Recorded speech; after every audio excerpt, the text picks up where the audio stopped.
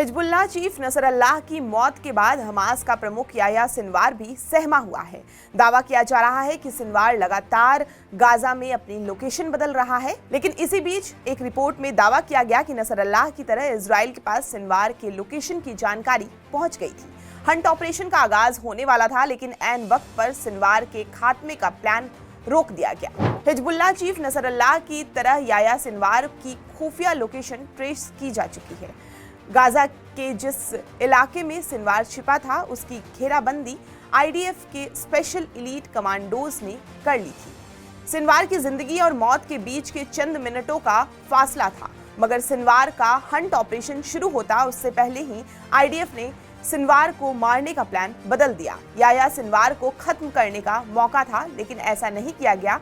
ऐसे में सवाल उठता है कि इजराइल ने सिनवार को मौत के घाट क्यों नहीं उतारा?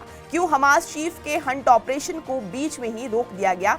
तो आपको बता दें कि इजरायली न्यूज आउटलेट N12 ने अपनी रिपोर्ट में खुलासा किया कि इजराइल को सिनवार की लोकेशन से जुड़े इनपुट मिले।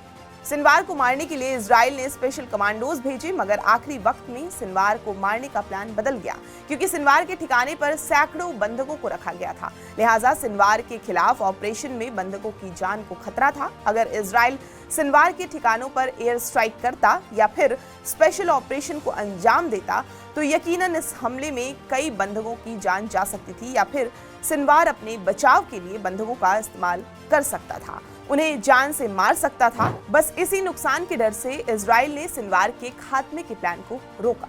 याह्या सिनवार को इस्माइल हानिया की तेहरान में हत्या के बाद हमास का नया नेता चुना गया था। याह्या सिनवार को गाजा के लादेन के नाम से जाना जाता था। दावा किया जाता है कि सिनवार ने ही 7 अक्टूबर 2023 को इजराइल पर हमले की योजना बनाई थी, जिसमें 1200 से ज्यादा इजरायली मारे गए थे, जबकि 251 लोग बंधक बनाए गए।